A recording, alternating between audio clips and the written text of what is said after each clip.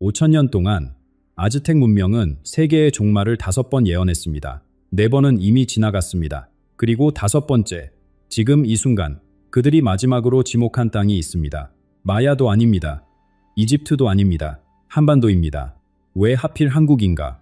2010년 멕시코 대지진, 2015년 화산 폭발, 이 두 재앙을 정확히 예견한 사람이 있습니다. 오아하카의 영적 지도자 이실 마르티네스. 그가 수십 년간 침묵을 지키다 입을 열었습니다. 그리고 그가 가리킨 곳은 놀랍게도 극동에 분단된 반도. 그는 말합니다. 제5의 태양이 저물고 있다. 새로운 시대의 첫 빛은 해가 가장 먼저 뜨는 땅에서 올 것이다. 우연의 일치일까요? 아니면 우리가 아직 모르는 무언가가 있는 걸까요? 오늘 이 영상에서 우리는 2032년까지 펼쳐질 예언의 전체 그림을 함께 봅니다. 마지막까지 시청해 주십시오. 당신이 이 영상을 발견한 것은 우연이 아닐 수 있습니다. 이 이야기를 이해하려면 먼저 한 사람을 알아야 합니다. 멕시코 남부 오아하카 산맥 깊은 곳. 그곳에 이실 마르티네스라는 이름의 남자가 살고 있습니다. 원주민의 피가 흐르는 그는 화려한 무대에 서지 않습니다. 텔레비전에 나오지도 않습니다. 단지 오래된 블로그에 드문드문 글을 올릴 뿐입니다. 하지만 그의 글이 올라올 때마다 세계는 숨을 죽입니다. 2010년 멕시코 대지진. 그는 3개월 전에 날짜까지 지목했습니다. 2015년 콜리마 화산 폭발. 그 역시 정확했습니다. 사람들은 그를 침묵의 예언자라 부릅니다. 말이 적을수록 그 무게는 무거워집니다. 그렇다면 그가 보는 것은 무엇일까요? 마르티네스는 아즈텍 문명의 시간관을 따릅니다. 아즈텍인들은 세상이 5개의 태양, 즉 5개의 시대를 거친다고 믿었습니다. 첫 번째 태양은 제규어에게 삼켜졌습니다. 두 번째는 바람에 쓸려갔습니다. 세 번째는 불비에 타버렸습니다. 네 번째는 대홍수에 잠겼습니다. 그리고 지금 우리는 5번째 태양 아래 살고 있습니다. 아즈텍어로 올린토나티우, 움직임의 태양입니다. 이 시대는 어떻게 끝날까요? 고대 기록은 말합니다. 흔들림으로 끝난다고. 여기서 중요한 것이 있습니다. 흔들림은 단순히 땅이 흔들리는 지진만을 의미하지 않습니다. 마르티네스는 이것을 더 넓게 해석합니다. 경제 시스템의 동요, 정치 질서의 균열, 사람들이 굳게 믿어왔던 가치관의 붕괴. 이 모든 것이 흔들림입니다. 지금 세계를 보십시오. 금융위기가 반복됩니다. 강대국들 사이에 갈등이 깊어집니다. 기후는 예측을 벗어납니다. 청년들은 미래를 잃어가고 있습니다. 이것이 우연의 연속일까요? 아니면 거대한 전환의 징조일까요? 그런데 이상한 점이 있습니다. 라틴 아메리카의 예언자가 왜 한반도에 주목하는 걸까요? 마르티네스는 최근 글에서 처음으로 아시아를 언급했습니다. 그것도 매우 구체적으로. 그는 한국을 이렇게 표현합니다. 극동에서 반으로 나뉜 땅, 분단의 상처를 안고도 기적적인 성장을 이룬 민족. 그는 한민족이 겪어온 시련이 결코 무의미하지 않았다고 말합니다. 전쟁, 식민지배, 분단, 그리고 압축 성장의 고통. 이 모든 것이 어떤 역할을 위한 준비였다는 것입니다. 마르티네스는 묻습니다. 제5의 태양이 혼돈 속에 저물고 있다면 제6의 태양은 어디서 떠오르겠는가? 그의 대답은 명확합니다. 새로운 시대의 첫 빛은 해가 가장 먼저 떠오르는 땅에서 올 것입니다. 동쪽 끝, 아침의 나라, 바로 이 땅입니다. 우연히 한국이 조선, 아침의 고요함이라는 이름을 가진 것이 아닐지도 모릅니다. 이름 속에 이미 운명이 새겨져 있었던 것은 아닐까요? 하지만 새 태양이 떠오르기 전 반드시 거쳐야 할 관문이 있습니다. 대지가 먼저 말하기 시작합니다. 그 언어는 이미 들려오고 있습니다. 불의 골이라는 말을 들어보셨습니까? 태평양을 거대한 원형으로 감싸는 화산과 지진의 띠입니다. 일본에서 필리핀으로, 인도네시아에서 뉴질랜드로, 다시 칠레와 멕시코를 거쳐 알래스카까지 지구 전체 지진의 90%가 이 고리 위에서 발생합니다. 전 세계 활화산의 75%가 여기에 집중되어 있습니다. 그리고 마르티네스는 경고합니다. 이 고리가 지금 동시다발적으로 깨어나고 있다고. 실제로 무슨 일이 벌어지고 있을까요? 올해 들어 환태평양 지역의 지진 빈도가 급격히 증가했습니다. 화산 활동 역시 평년을 크게 웃돌고 있습니다. 과학자들은 통계적 변동 범위라고 말합니다. 하지만 마르티네스의 시선은 다릅니다. 그는 이것을 숫자로 보지 않습니다. 언어로 봅니다. 대지가 인류에게 보내는 메시지라는 것입니다. 여기서 잠시 멈춰야 할 지점이 있습니다. 마르티네스는 자연재해를 벌로 해석하지 않습니다. 이것이 중요합니다. 많은 종교적 관점이 재앙을 신의 분노로 설명합니다. 하지만 그의 해석은 다릅니다. 그는 이것을 정화의 과정이라 부릅니다. 어머니가 아픈 아이의 열을 내리듯 지구가 스스로를 치유하는 과정이라는 것입니다. 동시에 이것은 부름입니다. 인류가 잃어버린 것을 되찾으라는 부름, 자연에 대한 경외심, 생명에 대한 존중, 그리고 겸손함입니다. 우리 조상들은 이것을 알고 있었습니다. 산에 오르면 산신령께 인사를 올렸습니다. 바다에 나가기 전에는 용왕님께 안녕을 빌었습니다. 나무를 베기 전에 미안함을 표했습니다. 땅을 파기 전에 허락을 구했습니다. 자연은 정복의 대상이 아니라 공존의 상대였습니다. 언제부터 우리는 이것을 잊어버렸을까요? 콘크리트 숲에 갇혀 에어컨 바람만 쐬며 화면 속 세상에 빠져 사는 동안 우리는 발밑에 대지가 살아있다는 사실조차 잊었습니다. 마르티네스는 이것을 무심의 시대라 부릅니다. 현대인은 콘크리트 아래 묻혀 살아갑니다. 흙을 밟지 않습니다. 하늘을 올려다보지 않습니다. 비가 오면 귀찮아합니다. 바람이 불면 짜증을 냅니다. 자연은 불편함의 원인이 되어버렸습니다. 하지만 재난이 증가하면서 사람들은 어쩔 수 없이 깨닫게 됩니다. 이 지구가 죽은 물질 덩어리가 아니라는 것을, 숨쉬고 느끼고 반응하는 거대한 생명체라는 것을. 무심의 껍질이 균열을 일으키기 시작합니다. 지금 이 순간 스스로에게 물어보십시오. 최근 뉴스에서 본 지진, 화산, 이상기후들, 그것이 단순한 자연현상의 나열입니까? 아니면 무언가 더 큰 흐름의 일부입니까? 마르티네스는 단언합니다. 올해 벌어지고 있는 대지의 움직임은 시작에 불과하다고. 이것은 서막입니다. 더 큰 막이 열리기 전 무대가 흔들리는 소리입니다. 2028년, 진짜 흔들림이 옵니다. 그것은 땅의 흔들림이 아닙니다. 인간이 쌓아 올린 모든 것의 흔들림입니다. 우리가 신처럼 믿어왔던 시스템들, 그것들이 모래 위에 성이었음이 드러나는 해가 다가오고 있습니다. 인간이 쌓아 올린 모든 것이 흔들린다고 했습니다. 2028년, 그 흔들림이 본격화됩니다. 우리는 지난 수십 년간 무엇을 믿어왔습니까? 성장입니다. 숫자가 올라가면 행복해질 것이라 믿었습니다. GDP가 높아지면, 주가가 오르면, 연봉이 늘어나면, 그러면 모든 것이 괜찮아질 것이라 믿었습니다. 기업은 더 커져야 했고 효율은 더 높아져야 했습니다. 멈춤은 죽음이었고 느림은 패배였습니다. 이것이 현대 문명의 신앙이었습니다. 마르티네스는 이것을 거짓 신들이라 부릅니다. 2028년, 이 신전들이 무너지기 시작합니다. 금융 시스템의 균열이 표면화됩니다. 거대 기업들의 취약함이 드러납니다. 맹목적 효율성이 인간을 얼마나 파괴해왔는지 명백해집니다. 모래 위에 세운 성전이었음이 밝혀집니다. 사람들은 묻기 시작합니다. 우리가 이토록 열심히 달려온 이유가 무엇이었는가? 대답은 공허합니다. 성장은 목적이 아니라 수단이었어야 했습니다. 그런데 우리는 수단을 목적으로 착각했습니다. 마르티네스는 한국을 특별히 언급합니다. 그의 표현은 가슴을 찌릅니다. 젊은이들의 꿈과 건강을 경제성장의 재단에 바친 나라. 이것이 그가 본 한국입니다. 틀린 말입니까? 우리 스스로에게 물어봅시다. 대한민국은 세계가 놀라는 기적을 이루었습니다. 폐허에서 일어나 선진국 반열에 올랐습니다. 하지만 그 대가는 무엇이었습니까? 청년들이 연애를 포기합니다. 결혼을 포기합니다. 출산을 포기합니다. 심지어 삶 자체를 포기하는 이들이 늘어갑니다. 보이지 않는 재단이 있습니다. 그 위에서 젊은 세대가 조용히 희생되고 있습니다. 헬조선이라는 말이 왜 생겨났겠습니까? 흙수저라는 자조가 왜 퍼졌겠습니까?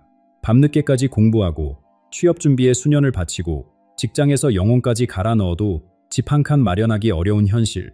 이것이 기적의 이면입니다. 마르티네스는 이것을 먼 나라에서 정확히 보았습니다. 2028년, 임계점에 도달합니다. 마르티네스는 이것을 번아웃의 파도라 부릅니다. 개인의 탈진이 아닙니다. 집단적 탈진입니다. 사회 전체가 멈추는 순간이 옵니다. 더 이상 달릴 수 없는 지점. 몸이 거부합니다. 마음이 거부합니다. 거리에서, 가정에서, 직장에서 같은 질문이 터져 나옵니다. 우리는 대체 어디로 가고 있는 것인가? 이 질문 앞에서 모두가 멈춥니다. 옛말에 이런 말이 있습니다. 고생 끝에 낙이 온다. 하지만 그 고생이 끝없이 계속된다면 어떻게 됩니까? 낙은 오지 않고 고생만 남는다면? 2028년, 한국 사회는 이 질문과 정면으로 마주합니다. 더 이상 미룰 수 없는 대면입니다. 시스템이 강요한 달리기를 멈추고 숨을 고르고 방향을 다시 묻는 시간이 옵니다. 그러나 여기서 끝이 아닙니다. 고통에는 의미가 있습니다. 마르티네스가 본 것은 절망이 아닙니다. 2029년 이 집단적 탈진의 잿더미 속에서 무언가가 싹 갑니다. 한국의 대각성입니다. 멈춤은 끝이 아니라 전환점이 됩니다. 그리고 이 각성의 토양 위에서 아무도 예상하지 못한 리더십이 자라나기 시작합니다. 아무도 예상하지 못한 리더십이 자라난다고 했습니다. 이제 그 이야기를 할 때가 되었습니다. 아즈텍 신화에서 가장 신비로운 존재가 있습니다. 케찰코아틀, 깃털 달린 뱀이라는 뜻입니다. 잠시 이 이미지를 떠올려 보십시오. 뱀은 땅을 기는 존재입니다.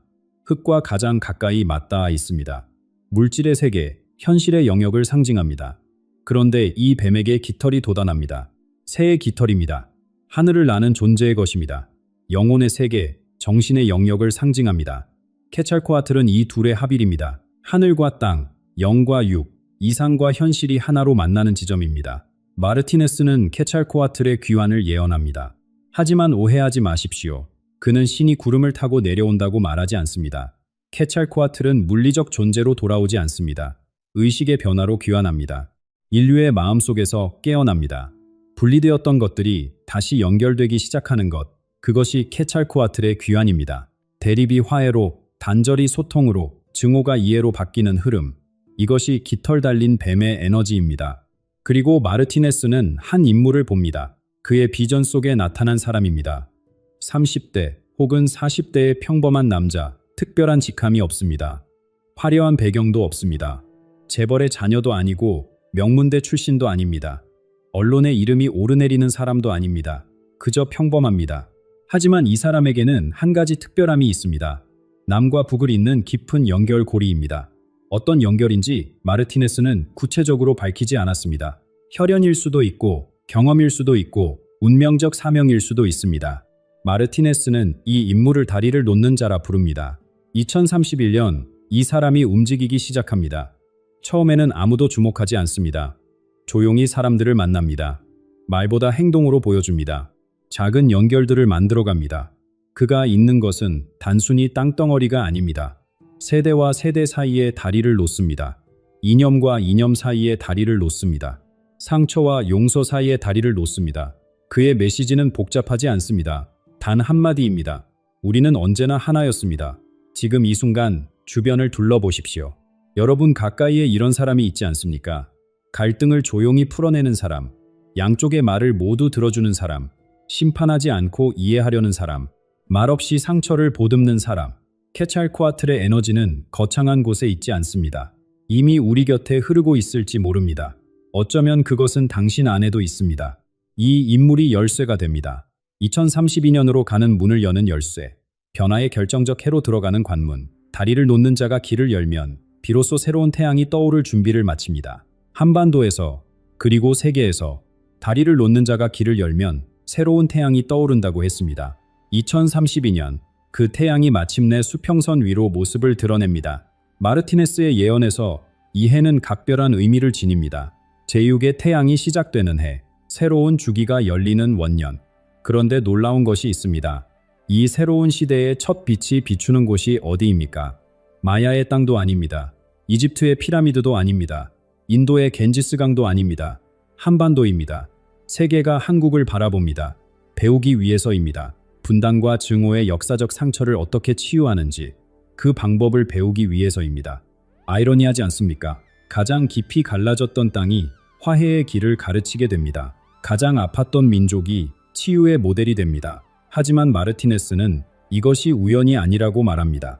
상처를 겪어보지 않은 자가 어떻게 상처를 치유할 수 있겠습니까?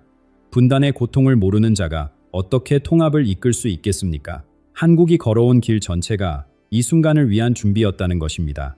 2032년 또 하나의 변화가 일어납니다.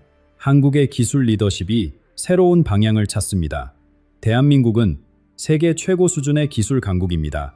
반도체, 통신, 디지털 인프라, 이 분야에서 한국을 따라올 나라가 많지 않습니다. 하지만 지금까지 기술은 무엇을 위해 쓰였습니까? 효율성, 경쟁력, 이윤, 차가운 목표들이었습니다. 2032년 이 방향이 전환됩니다. 기술이 따뜻한 인간성을 섬기기 시작합니다. 연결을 위한 기술, 돌봄을 위한 기술, 치유를 위한 기술. K 드라마와 K 팝이 세계의 마음을 움직였듯이 이제 K, 힐링이 세계를 변화시킵니다. 마르티네스는 이것을 고통의 지혜라 부릅니다. 한국이 겪어온 모든 시련을 떠올려 보십시오. 일제강점기의 수탈, 6.25 전쟁의 참화, 형제가 총을 겨눈 비극, 전후의 굶주림, 독재의 어둠, 민주화의 피, 외환위기의 절망, 그리고 지금까지 계속되는 분단의 아픔, 이 모든 것이 무의미한 고통이었을까요? 마르티네스는 아니라고 답합니다. 이것은 훈련이었습니다. 세계적 치유의 시대를 이끌기 위한 영혼의 단련이었습니다.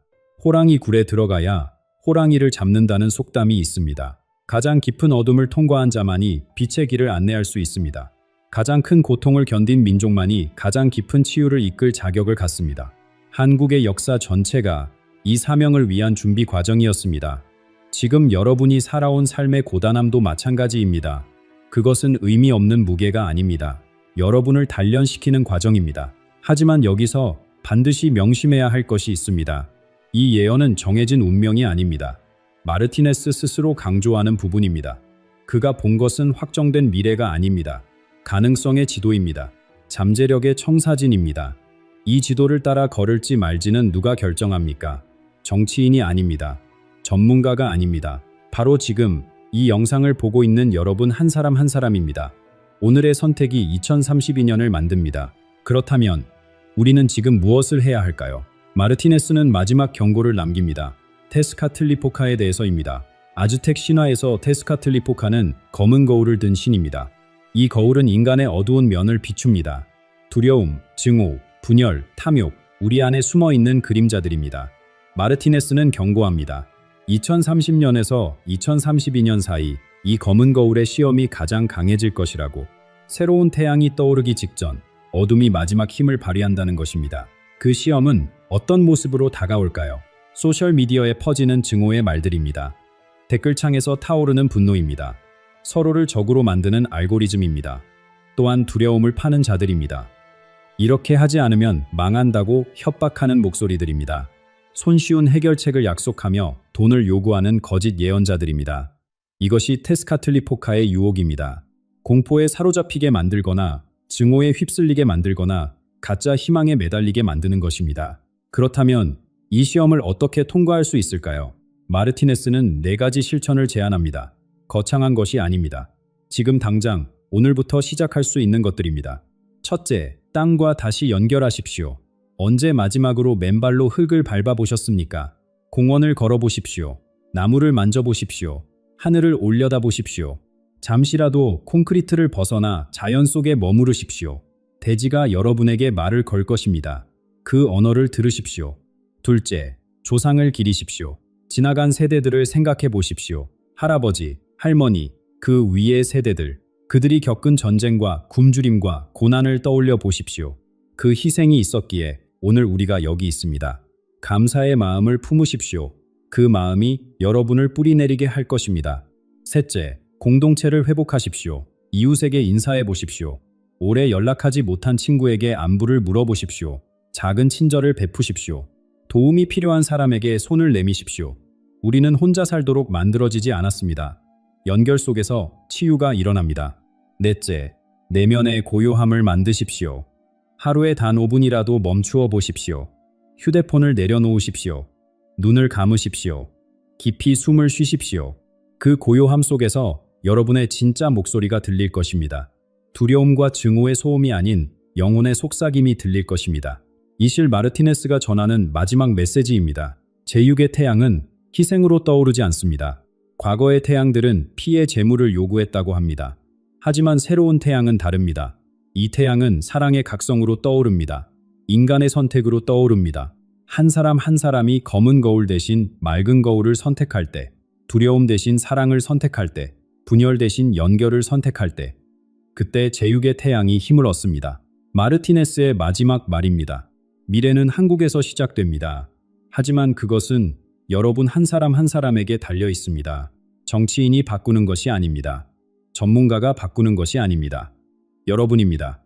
오늘 여러분이 내리는 작은 선택들, 이웃에게 건네는 한마디, 자연 속에서 보내는 10분, 조상에게 올리는 감사, 내면에서 찾는 고요함, 이 모든 것이 모여 새로운 시대를 만듭니다. 시청해 주셔서 진심으로 감사드립니다.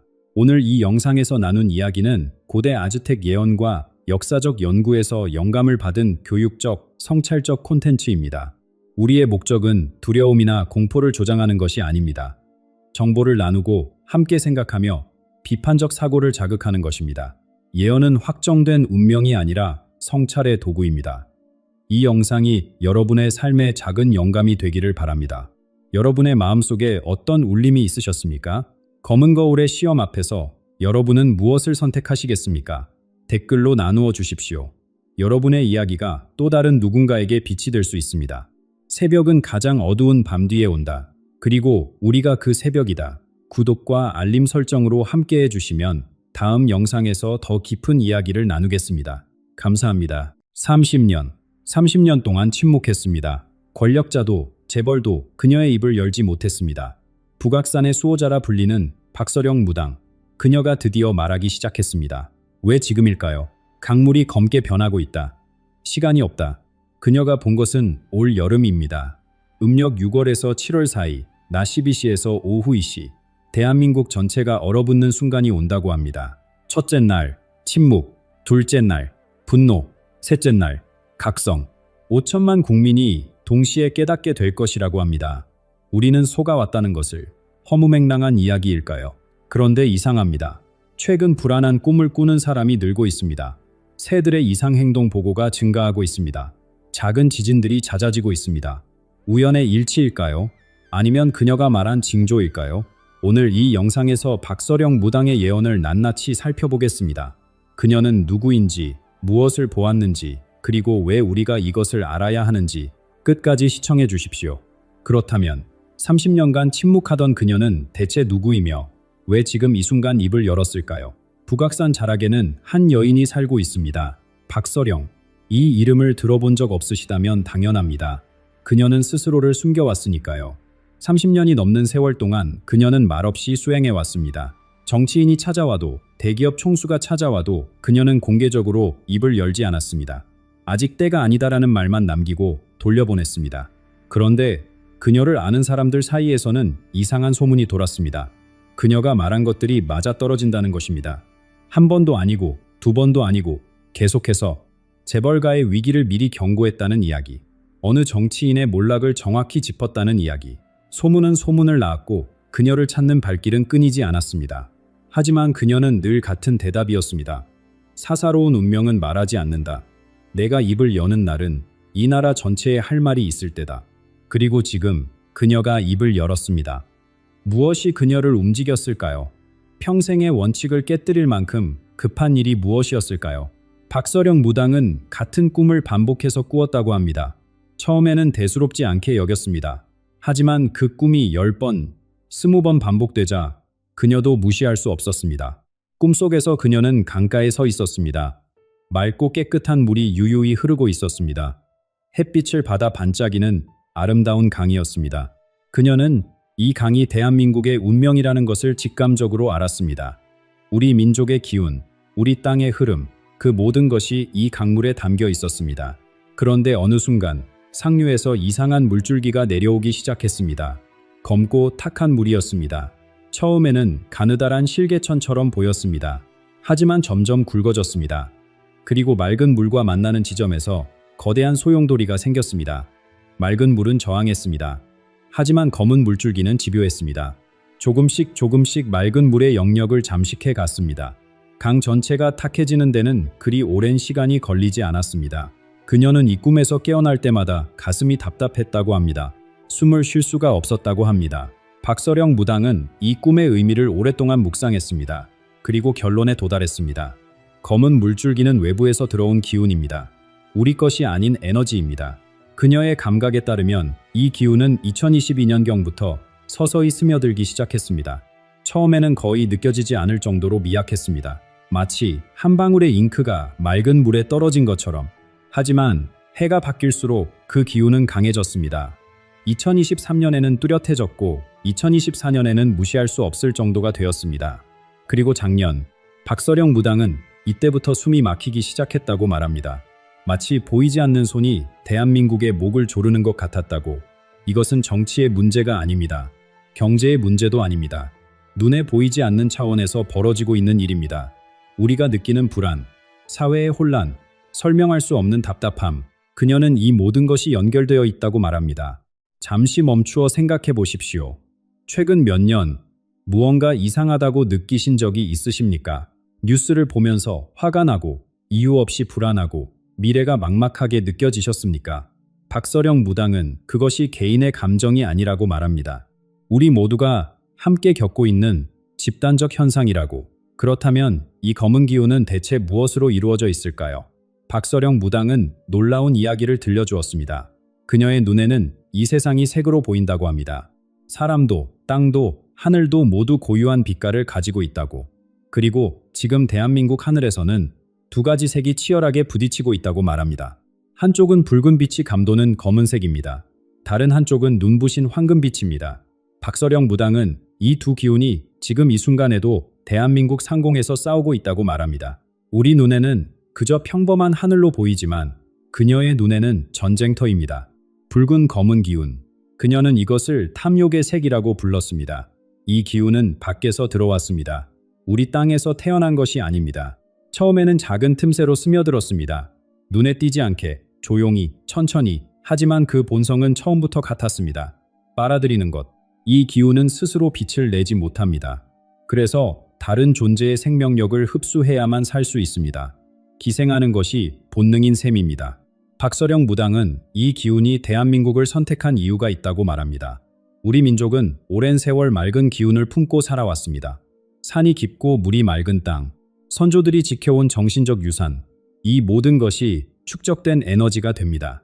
그리고 그 에너지가 바로 붉은 검은 기운이 탐내는 먹잇감입니다. 좋은 땅일수록 나쁜 기운이 탐낸다.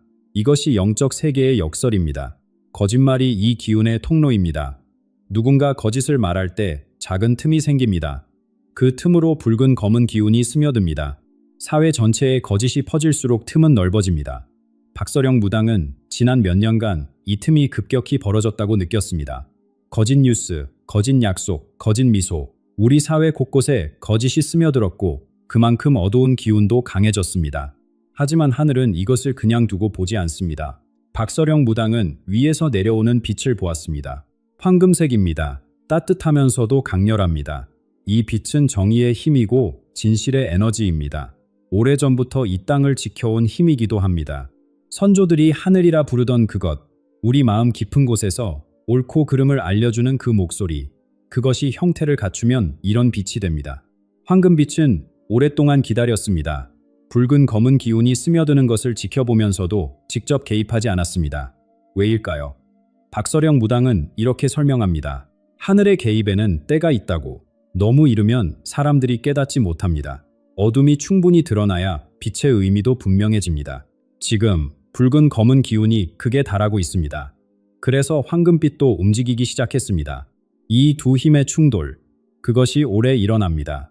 영적인 영역에서 벌어지는 일은 물질 세계에도 흔적을 남깁니다. 박서령 무당은 대사건 전에 나타날 징조들을 이야기했습니다. 첫째는 꿈입니다. 많은 사람들이 비슷한 시기에 불안한 꿈을 꾸게 됩니다. 쫓기는 꿈, 무너지는 꿈, 물에 빠지는 꿈. 개인의 심리 문제가 아닙니다. 집단 무의식이 위험 신호를 감지하고 있는 것입니다. 둘째는 새들입니다. 철새들의 이동 경로가 달라지거나 새들이 때로 이상한 행동을 보일 것입니다. 예민한 동물들은 에너지의 변화를 먼저 감지합니다. 그들의 혼란은 땅의 기운이 요동치고 있다는 증거입니다. 셋째는 땅의 움직임입니다. 작은 지진들이 이어질 것입니다. 풍수에서 말하는 지기가 불안정해지면 땅도 가만히 있지 못합니다. 이것은 재앙의 전조가 아닙니다. 변화의 신호입니다. 오래된 것이 무너지고 새 것이 들어서기 전에 나타나는 진통입니다. 혹시 최근에 유난히 생생한 꿈을 꾸신 적이 있습니까? 뉴스에서 이상한 자연 현상을 보신 적이 있습니까? 그냥 지나치지 마십시오. 그것이 신호일 수 있습니다. 박서령 무당은 이 모든 징조가 한 시점을 향해 모이고 있다고 말합니다. 올 여름입니다. 음력으로 6월에서 7월 사이, 양력으로는 7월 말에서 8월 초, 그 시기에 무언가가 터집니다. 황금빛과 붉은 검은 기운의 대결이 정점에 이르고 그 여파가 현실 세계로 쏟아져 나옵니다. 그녀가 본 그 순간, 낮 12시에서 오후 2시 사이, 대한민국 전체가 멈추는 순간이 옵니다. 박서령 무당이 본 그 장면은 매우 구체적이었습니다. 햇빛이 가장 강한 시간, 낮 12시에서 오후 2시 사이, 평범한 여름날처럼 보이는 그 순간, 하늘에서 벼락이 내리듯 진실이 떨어집니다. 그녀는 이것을 가면이 벗겨지는 순간이라고 불렀습니다. 권력의 가장 높은 곳에서 무언가가 터져 나옵니다. 숨겨왔던 것들이 한꺼번에 드러납니다. 오랫동안 쌓여온 부패, 보이지 않는 곳에서 이루어진 거래, 그리고 외부 세력과의 연결, 어둠 속에서 자행되던 일들이 대낮의 빛 아래로 끌려 나옵니다. 박서령 무당은 이 폭로의 규모가 상상을 초월할 것이라고 말합니다. 한두 사람의 문제가 아닙니다. 시스템 전체가 연루된 일입니다. 처음에는 아무도 믿지 못할 것입니다. 설마 이 정도일 줄은.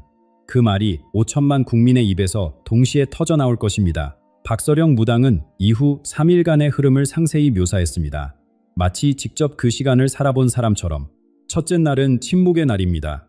소식이 전해진 순간 사람들은 말을 잃습니다. 텔레비전 앞에서 휴대전화를 들고 거리 한복판에서 모두가 멈춥니다. 믿을 수 없다는 표정으로 화면을 바라봅니다. 직장에서는 일손이 멈추고 학교에서는 수업이 중단됩니다. 온 나라가 충격에 빠져 얼어붙습니다. 이날 밤 잠을 이루는 사람은 많지 않을 것입니다. 머릿속에서 같은 생각이 맴돕니다. 이게 정말 사실인가? 둘째 날은 분노의 날입니다. 충격이 가라앉으면 그 자리에 불이 붙습니다. 우리가 속았다. 이 자각이 분노로 바뀝니다. 거리마다 사람들이 쏟아져 나옵니다. 광장은 인파로 가득 찹니다. 누가 시키지 않아도 모입니다. 같은 감정을 공유한 사람들이 자연스럽게 한 곳으로 모입니다. 함성이 울려 퍼집니다. 세대를 넘어, 지역을 넘어 모든 경계가 무너집니다. 오직 하나의 목소리만 남습니다. 더 이상은 안 된다. 그리고 셋째 날, 박서령 무당은 이날을 가장 중요하게 여겼습니다.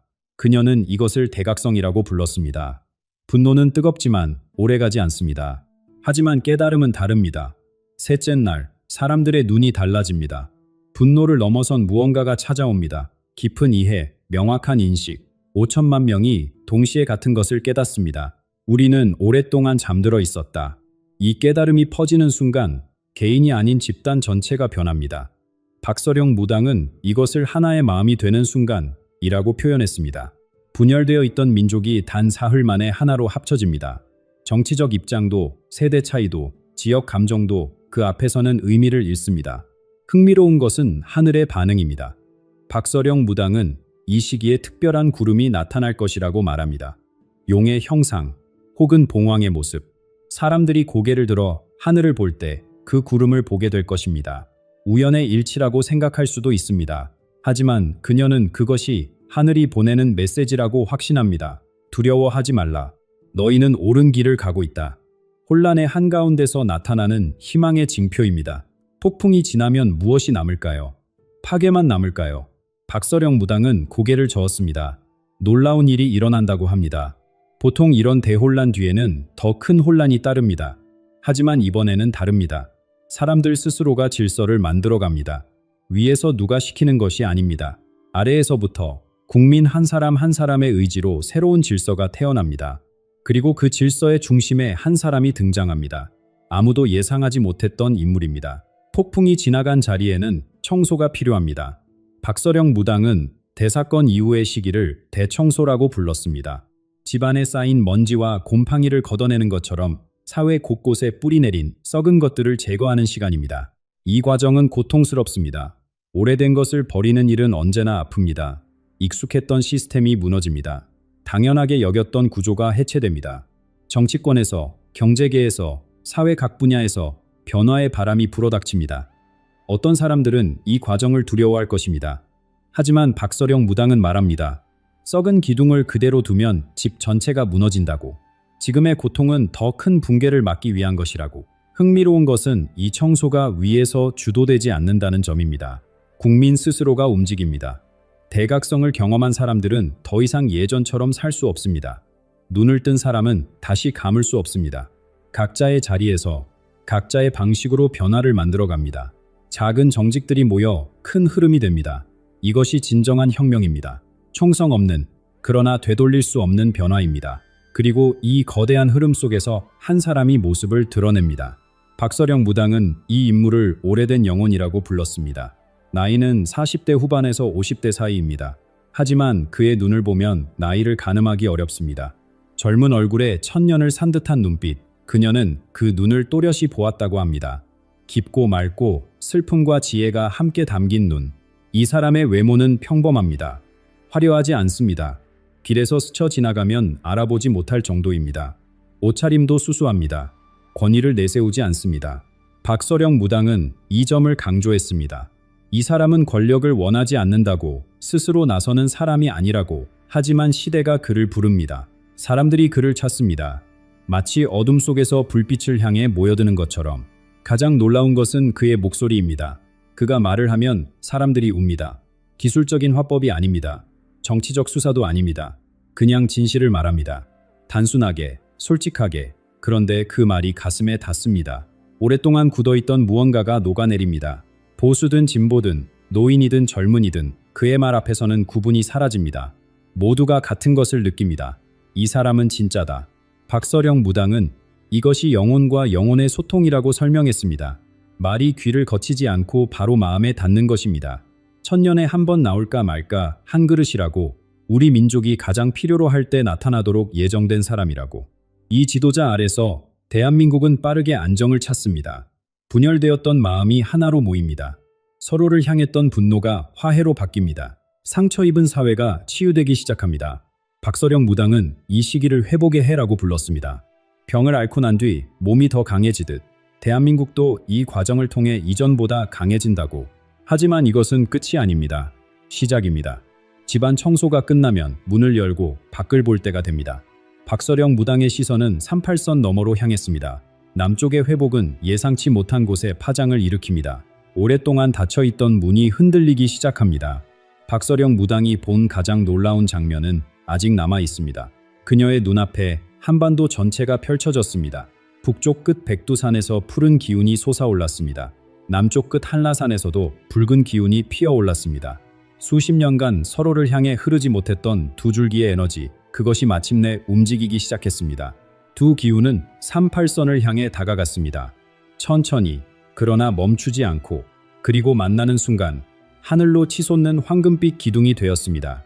박서령 무당은 그 광경을 보며 눈물을 흘렸다고 합니다. 너무 아름다웠다고, 너무 오래 기다렸던 순간이었다고.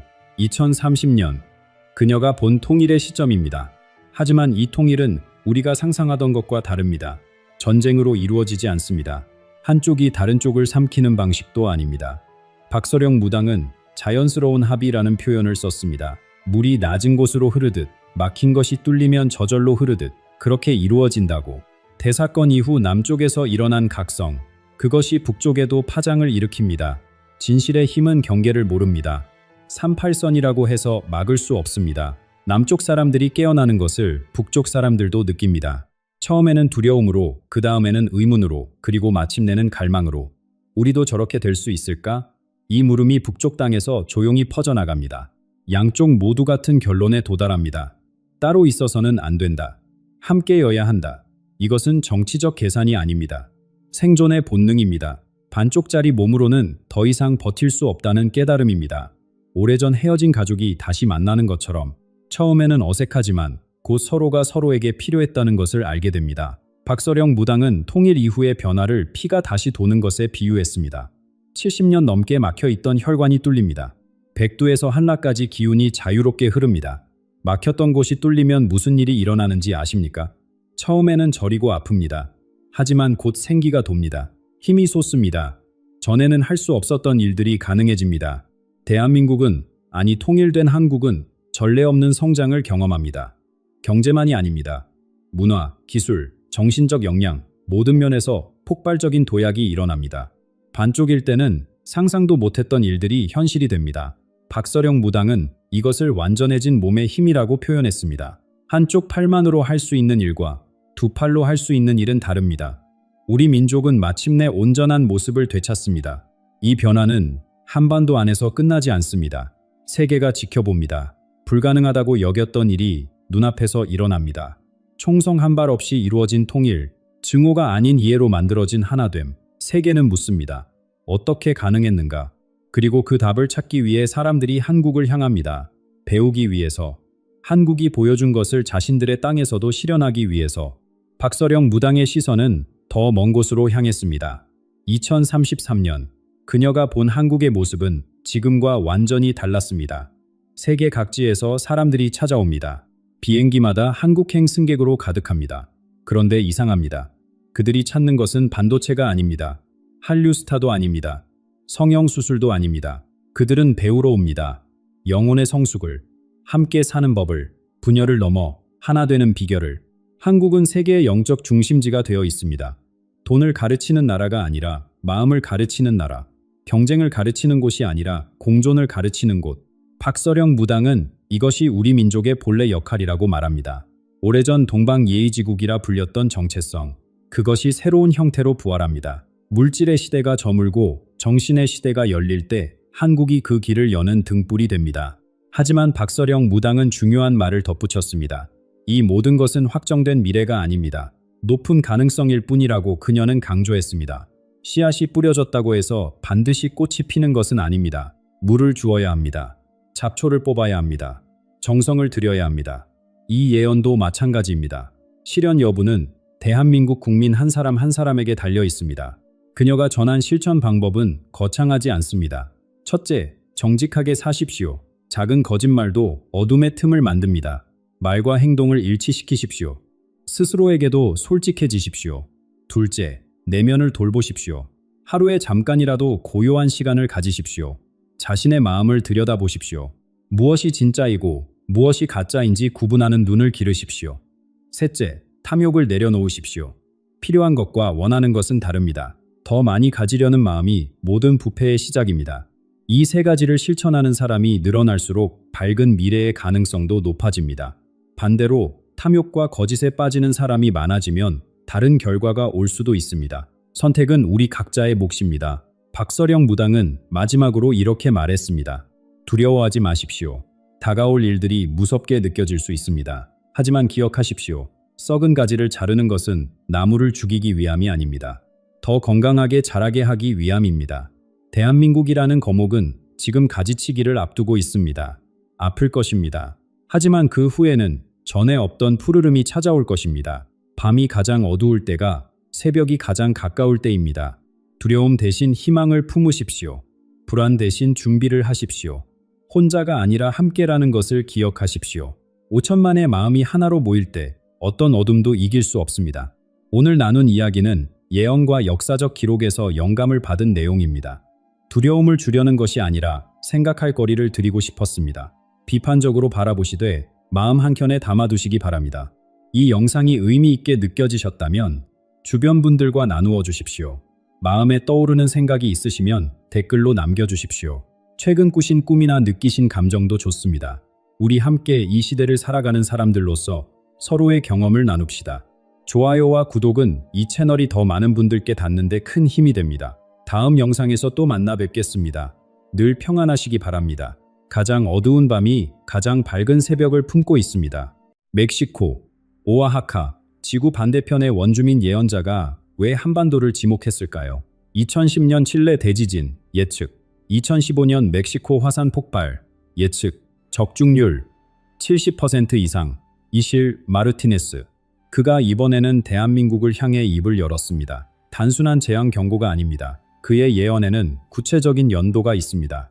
2026년 대지가 말하기 시작합니다. 2028년 한국 사회가 멈춥니다.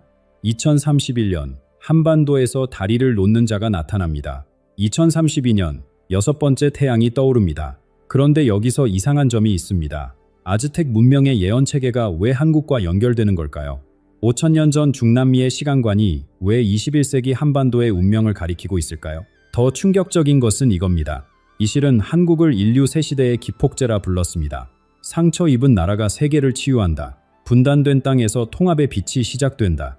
믿기 어려우시죠? 저도 처음엔 그랬습니다. 그러나 그의 예언을 하나씩 살펴보면 소름 돋는 연결고리가 보이기 시작합니다. 오늘 영상에서 모두 보여드리겠습니다. 끝까지 함께해 주십시오. 이 예언의 중심에는 여러분의 선택이 있습니다. 먼저 이 예언자가 누구인지부터 알아야 합니다. 이실 마르티네스. 이 이름을 처음 들어보시는 분들이 많을 겁니다. 그는 유명해지길 원하지 않았습니다. 텔레비전에 나오지 않습니다. 강연회를 열지 않습니다. 멕시코 남부 오아하카의 작은 마을에서 조용히 블로그에 글을 올릴 뿐입니다. 그런데 이 사람의 글이 전 세계 영성계를 뒤흔들고 있습니다. 이유는 단 하나, 그의 예언이 맞아떨어지기 때문입니다. 2010년 칠레 대지진, 규모 8.8, 수십만 명의 이재민이 발생했습니다. 이 실은 이 지진을 수개월 전에 자신의 블로그에 기록해 두었습니다.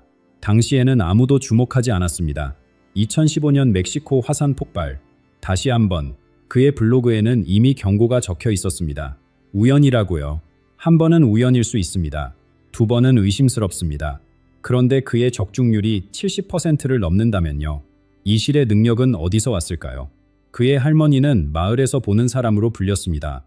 병을 고치고 꿈을 해석하고 대지의 소리를 듣는 여인이었습니다. 어린 이실은 할머니 곁에서 자랐습니다. 밤하늘의 별이 전하는 이야기, 바람결에 실린 조상들의 목소리, 대지가 품은 기억을 읽는 법을 배웠습니다.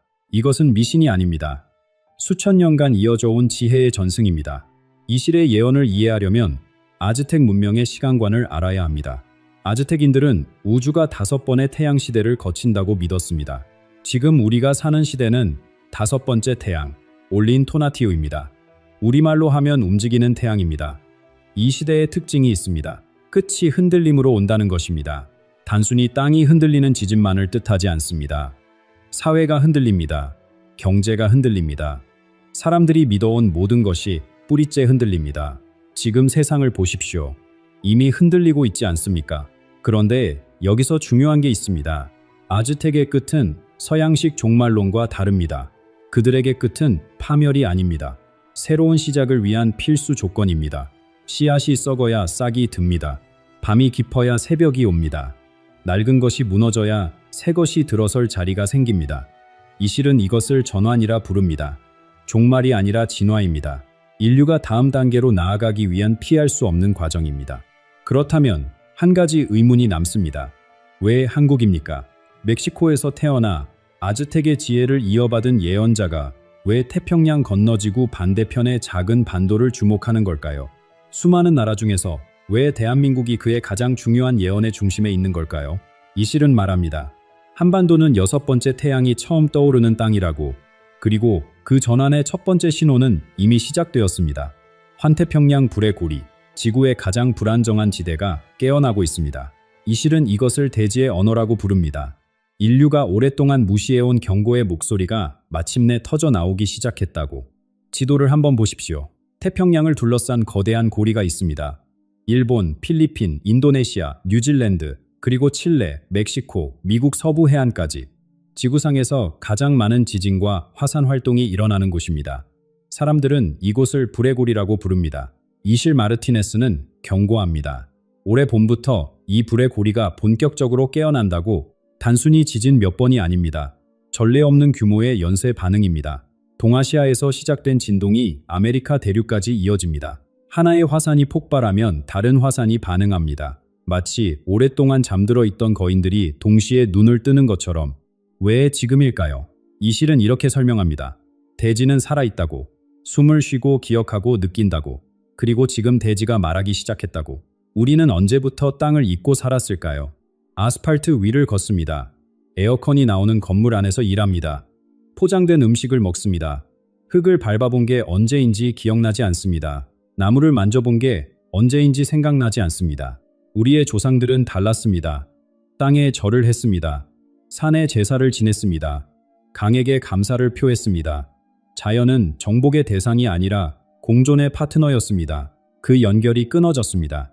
이 실은 말합니다. 대지가 참을 만큼 참았다고. 이제 더는 침묵하지 않겠다고. 올해 일어나는 재난들은 벌이 아닙니다. 경고입니다. 잊혀진 관계를 회복하라는 절박한 호소입니다. 올해가 지나고 내년이 되면 사람들은 깨닫기 시작할 겁니다. 이 모든 것이 우연이 아니라는 것을. 여기서 지진, 저기서 화산, 또 다른 곳에서 해일. 처음에는 개별 사건으로 보입니다. 뉴스에서 며칠 다루다가 잊힙니다. 다른 소식에 묻힙니다. 하지만 내년쯤 되면 패턴이 보이기 시작합니다. 점들이 연결됩니다. 이것이 하나의 거대한 흐름이라는 것을, 시대가 바뀌고 있다는 신호라는 것을 부정할 수 없게 됩니다. 이 실은 이 순간을 인류의 첫 번째 각성이라 부릅니다. 아직 완전한 깨어남은 아닙니다. 눈을 비비며 일어나는 단계입니다. 뭔가 이상하다고 느끼기 시작하는 시점입니다. 하지만 이 작은 의심이 중요합니다. 여기서 모든 것이 시작되기 때문입니다. 그런데 땅만 흔들리는 게 아닙니다. 물리적인 지반이 흔들릴 때 우리가 당연하게 여겨온 것들도 함께 흔들립니다. 경제 시스템, 사회 구조, 성공의 기준, 행복의 정의, 우리가 신처럼 섬겨온 모든 것들. 이 실은 이것을 거짓 신들의 균열이라 표현합니다. 콘크리트 아래 묻힌 대지가 목소리를 높일 때 콘크리트 위에 세워진 모든 것들의 기반도 함께 흔들리기 시작합니다. 그리고 그 균열은 2028년 본격적으로 드러납니다. 2028년, 이실 마르티네스는 이 해를 거짓 신들의 해체라 부릅니다. 거짓 신이란 무엇일까요? 고대인들은 돌과 나무로 신상을 만들어 숭배했습니다. 현대인들은 다르다고 생각합니다. 우리는 미신을 믿지 않는다고, 이성적이라고 자부합니다. 정말 그럴까요? 우리에게도 신이 있습니다. 눈에 보이지 않을 뿐입니다. 끝없는 성장, 무한한 경쟁, 숫자로 증명되는 성공, 더 높은 연봉, 더 큰 집, 더 좋은 차. 이것들을 향해 우리는 매일 예배를 드립니다. 아침 일찍 출근하고 밤늦게 퇴근하고 주말에도 일합니다. 이것이 현대인의 종교의식입니다. 이 실은 말합니다. 2028년 이 신전들의 기둥이 무너진다고 끝없이 오를 것 같던 시장이 흔들립니다. 영원할 것 같던 기업들이 쓰러집니다. 성장은 계속될 거라던 약속이 거짓이었음이 드러납니다. 모래 위에 세운 성이 파도에 씻겨나가듯 우리가 믿어온 모든 것들의 허상이 드러나기 시작합니다. 그런데 이 실의 예언에서 한국은 특별한 위치를 차지합니다. 그는 한국을 현대판 인신공양이 가장 극렬하게 행해지는 땅이라 표현했습니다. 처음 들으면 충격적입니다. 하지만 가만히 생각해 보십시오. 고대 문명에서는 신에게 사람의 생명을 바쳤습니다. 풍요를 위해, 승리를 위해, 신의 노여움을 풀기 위해 지금 우리는 무엇을 바치고 있습니까? 아이들의 어린 시절을 바칩니다. 학원에서 학원으로, 시험에서 시험으로, 놀 시간도, 꿈꿀 시간도 없이 달립니다. 청년들의 꿈을 바칩니다. 하고 싶은 일 대신 돈이 되는 일을, 사랑 대신 스펙을, 행복 대신 안정을 선택하도록 강요받습니다. 세계가 부러워하는 경제 성장을 이루었습니다. 그 대가로 무엇을 잃었습니까? 세계 최저 출산율, 청년 행복지수 최하위, 자살률 상위권, 숫자들이 말해줍니다. 우리가 제물로 바친 것은 바로 우리 자신의 심장이었습니다. 2028년, 한국 사회에 거대한 파도가 밀려옵니다. 이 실은 이것을 집단적 멈춤이라 표현합니다. 젊은이들만이 아닙니다. 평생을 달려온 중년들도, 은퇴를 앞둔 세대도 함께 멈춥니다. 더는 달릴 수 없는 지점에 도달합니다. 몸이 먼저 신호를 보냅니다. 마음이 버티지 못합니다. 이게 정말 내가 원한 삶인가? 이 모든 게 무슨 의미가 있는가? 왜 이렇게 힘든데 행복하지 않은가? 이 질문들이 터져나옵니다. 개인의 불만이 아닙니다. 사회 전체가 동시에 묻기 시작합니다. 시스템 자체에 대한 근본적인 의문입니다. 이것은 붕괴일까요? 아니면 시작일까요? 이 실은 말합니다. 이 고통 속에서 새로운 것이 태어난다고, 무너져야 다시 세울 수 있다고, 멈춰야 방향을 바꿀 수 있다고. 한민족은 고통에 익숙한 민족입니다. 역사 속에서 수없이 쓰러지고 수없이 다시 일어났습니다. 이 회복의 힘이 우리의 피 속에 흐르고 있습니다. 2028년의 멈춤은 끝이 아닙니다. 2029년, 이 실이 대각성이라 부르는 시간으로 가는 관문입니다. 어둠이 가장 짙어지는 순간이 새벽 직전입니다. 그리고 그 새벽과 함께 한반도의 특별한 존재가 모습을 드러내기 시작합니다.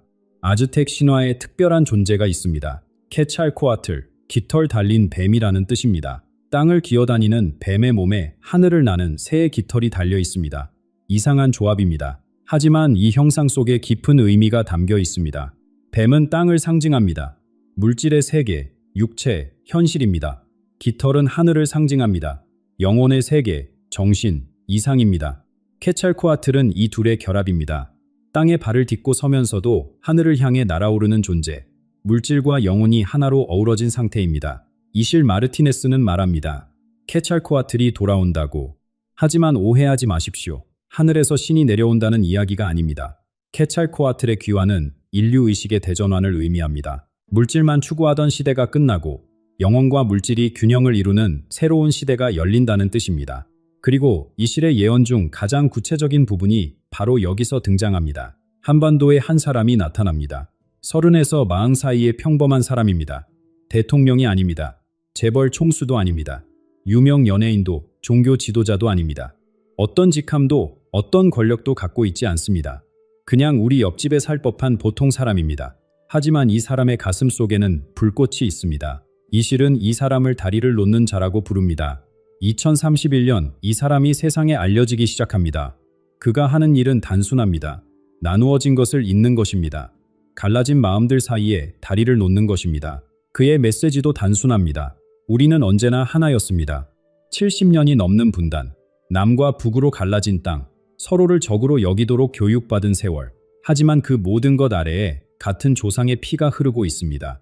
같은 언어로 꿈을 꾸고 있습니다. 같은 노래를 부르며 자랐습니다. 갈라진 것은 땅이 아니었습니다. 마음이었습니다. 다리를 놓는 자는 정치적 통일을 외치지 않습니다. 그것은 그의 영역이 아닙니다. 그는 더 깊은 곳을 봅니다. 마음의 통일입니다. 한을 풀어내는 일입니다.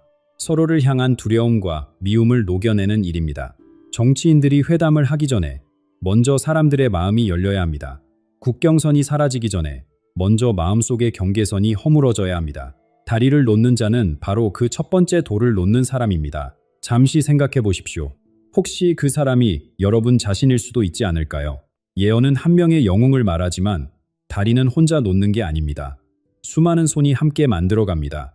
가족 사이의 오래된 갈등을 풀어가는 것, 이웃과 마음을 나누는 것, 미워했던 사람을 용서하는 것, 이 모든 것이 다리의 일부입니다. 한반도의 치유는 한반도 안에서 끝나지 않습니다. 이 실은 말합니다. 분단의 아픔을 치유한 민족이 세계의 분열을 치유할 힘을 갖게 된다고. 한반도에서 시작된 화해의 물결이 전 세계로 퍼져나간다고. 2031년에 다리를 놓는 자는 시작입니다. 2032년 한국은 더 큰 역할을 맡게 됩니다. 이 실이 6번째 태양이라 부르는 새로운 시대, 그 시대의 문을 여는 열쇠가 바로 이 작은 반도에 있습니다. 2032년 이실 마르티네스는 이 해를 6번째 태양이 떠오르는 해라 부릅니다. 5번째, 태양의 시대가 저물고 완전히 새로운 시대가 열립니다. 하지만 여기서 중요한 점이 있습니다. 이 새 시대는 예정된 것이 아닙니다. 자동으로 오는 것이 아닙니다. 인류가 만들어 가야 합니다. 두려움 대신 사랑을 선택할 때, 분열 대신 연대를 선택할 때, 탐욕 대신 나눔을 선택할 때, 그때 비로소 6번째 태양이 떠오릅니다. 선택하지 않으면 태양은 뜨지 않습니다. 어둠이 계속됩니다. 그렇다면 그 선택은 어디서 시작될까요? 이 실은 한반도를 지목합니다. 처음에는 이상하게 들릴 수 있습니다. 왜 한국입니까? 더 크고 강한 나라들이 많습니다. 더 오래된 문명들도 있습니다. 왜 하필 이 작은 반도입니까? 이 실의 대답은 이렇습니다. 상처 입은 자만이 진정한 치유자가 될 수 있다고. 한국의 역사를 보십시오. 식민 지배를 겪었습니다. 전쟁으로 모든 것이 파괴되었습니다. 형제가 적이 되어 총을 겨누었습니다. 70년 넘게 분단된 채 살아왔습니다. 이보다 더 깊은 상처가 있을까요? 그런데 바로 이 상처가 힘이 됩니다. 폐허에서 일어난 민족입니다. 불가능하다고 했던 것들을 해냈습니다. 세계가 놀라는 속도로 성장했습니다. 쓰러질 때마다 다시 일어났습니다. 이 회복의 경험, 이 극복의 지혜가 우리 안에 축적되어 있습니다. 2032년 한국은 이 지혜를 세계와 나누기 시작합니다. 갈등으로 고통받는 나라들에게, 역사적 트라우마를 안고 사는 민족들에게, 분열로 찢어진 사회들에게 한국은 말합니다. 우리도 그랬습니다. 그리고 이렇게 이겨냈습니다. 이론이 아닙니다. 직접 겪고 극복한 경험에서 나오는 살아있는 지혜입니다. 이 실의 예언에는 또 하나의 중요한 요소가 있습니다. 기술과 영혼의 조화입니다. 지금 전 세계가 두려워하고 있습니다. 인공지능이 인간의 일자리를 빼앗을 것이라고, 로봇이 인간을 대체할 것이라고. 기술이 발전할수록 인간은 더 외로워지고 있습니다. 디지털로 연결될수록 진짜 연결은 사라지고 있습니다. 한국은 이 문제의 해답을 찾아냅니다. 첨단 기술을 발전시키면서도 정의 문화를 잃지 않는 방법, 효율성을 추구하면서도 따뜻함을 유지하는 방법, 빠르게 달리면서도 함께 가는 방법. 한국은 이 균형점을 세계에 보여줍니다. 빨리빨리가 세계를 놀라게 했습니다. 이제는 함께 천천히가 세계를 치유할 차례입니다. 경쟁에서 협력으로, 소유에서 나눔으로, 성장에서 균형으로 이 전환의 모델이 한반도에서 만들어집니다. 그리고 전 세계가 이 모델을 배우러 옵니다. 아름다운 미래입니다. 하지만 이 실은 경고합니다. 이 미래는 그냥 주어지지 않는다고.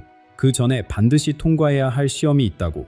아즈텍 신화에는 케찰코아틀만 있는 게 아닙니다. 그의 그림자 같은 존재가 있습니다. 테스카틀리포카, 연기나는 거울의 신입니다. 이 거울 앞에 서면 자신의 가장 어두운 면이 보입니다. 숨기고 싶었던 것, 부정하고 싶었던 것, 두려워했던 것이 모두 드러납니다. 2030년부터 2032년까지 한국과 인류는 이 검은 거울 앞에 서게 됩니다.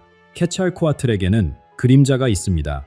테스카틀리포카, 연기나는 거울이라는 뜻입니다. 이 거울은 평범한 거울이 아닙니다. 앞에 서면 자신이 보고 싶지 않았던 모습이 비칩니다. 감춰둔 두려움, 부정해온 욕망, 외면했던 어둠이 선명하게 드러납니다. 이실 마르티네스는 경고합니다.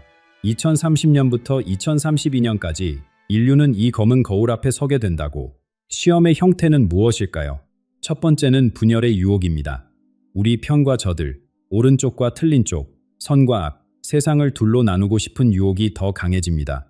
저 사람들 때문에 문제야 라고 손가락질하기가 더 쉬워집니다. 함께 해결책을 찾는 것보다 누군가를 탓하는 게 더 간단해 보입니다. 두 번째는 증오의 확산입니다. 온라인 공간에서 분노와 혐오가 들불처럼 번집니다. 댓글 하나가 전쟁이 됩니다. 서로를 향한 공격이 일상이 됩니다. 얼굴을 마주하면 하지 못할 말들이 화면 뒤에서는 쉽게 쏟아집니다. 세 번째는 거짓 선지자들입니다. 두려움을 파는 사람들이 나타납니다. 이렇게 하면 살아남는다며 쉬운 해답을 팝니다. 저들이 적이다며 공포를 조장합니다. 혼란한 시대일수록 이런 목소리가 커집니다. 그리고 두려운 마음은 그 목소리에 쉽게 끌립니다. 이것이 테스카틀리포카의 시험입니다. 거울에 비친 어둠에 삼켜지느냐, 아니면 그 어둠을 직시하고 넘어서느냐, 이 선택이 6번째 태양의 운명을 결정합니다. 어떻게 준비해야 할까요? 이 실은 5가지 길을 제시합니다. 첫째, 대지와 다시 연결하십시오. 하루에 잠시라도 흙을 밟아 보십시오. 나무 곁에 서 보십시오. 하늘을 올려다 보십시오. 콘크리트와 화면에서 벗어나 자연 속에 몸을 두십시오. 우리가 어디에서 왔는지 기억하는 것, 이것이 시작입니다. 둘째, 조상에게 감사하십시오. 그분들이 겪은 고난 덕분에 우리가 여기 있습니다. 전쟁을 견뎌낸 할머니, 굶주림 속에서도 희망을 놓지 않았던 할아버지, 그 뿌리가 우리를 지탱합니다. 뿌리 없는 나무는 바람에 쓰러집니다. 셋째, 공동체를 회복하십시오. 혼자서는 이 시대를 건널 수 없습니다. 이웃과 인사를 나누십시오. 도움이 필요한 사람에게 손을 내미십시오. 받기만 하지 말고 주십시오. 정이 흐르는 관계가 우리의 버팀목이 됩니다. 넷째, 내면의 고요한 공간을 만드십시오. 매일 잠시라도 침묵 속에 머무르십시오. 텔레비전을 끄고 휴대폰을 내려놓고 그냥 조용히 앉아보십시오. 바깥 세상의 소음이 잦아들면 내면의 목소리가 들리기 시작합니다. 다섯째, 두려움을 넘어서십시오. 검은 거울에 비친 것은 실체가 아닙니다. 환상입니다. 두려움은 우리를 얼어붙게 만들려는 속임수입니다. 두려움이 올 때 그것을 똑바로 바라보십시오. 바라보면 녹기 시작합니다. 사랑의 눈으로 보면 사라집니다. 이실 마르티네스의 예언은 결국 하나의 진실을 가리킵니다. 미래는 정해져 있지 않습니다. 예언은 지도일 뿐입니다. 어느 길로 갈지는 우리가 선택합니다. 6번째 태양은 저절로 뜨지 않습니다. 우리 안에서 먼저 떠올라야 합니다. 한 사람 한 사람의 가슴 속에서 새벽이 시작되어야 합니다. 한반도에서 시작되는 이각성, 그것은 거창한 사건이 아닙니다. 조용한 혁명입니다. 아침에 눈을 뜨며 오늘은 다르게 살겠다고 결심하는 것, 미움 대신 이해를 선택하는 것, 두려움 대신 희망을 품는 것, 이 작은 선택들이 모여 세상을 바꿉니다. 여러분은 이미 이 이야기를 끝까지 들었습니다. 그것은 우연이 아닙니다. 무언가가 여러분을 이 자리로 이끌었습니다.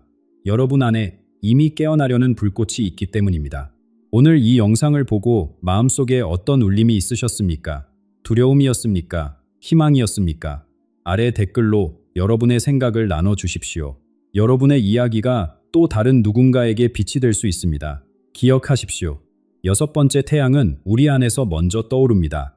이 영상이 의미 있으셨다면 구독과 좋아요를 눌러주십시오. 이 메시지가 더 많은 분들에게 닿을 수 있도록 공유해 주십시오. 다음 영상에서 다시 뵙겠습니다. 감사합니다. 오늘 나눈 이야기는 고대 예언과 역사적 기록을 바탕으로 한 교육적, 성찰적 콘텐츠입니다. 두려움이나 공포를 조장하려는 것이 아니라 여러분의 생각을 자극하고 스스로 판단할 수 있는 기회를 드리고자 준비했습니다. 열린 마음으로 받아들이시되 비판적 시각도 함께 가져주시길 바랍니다.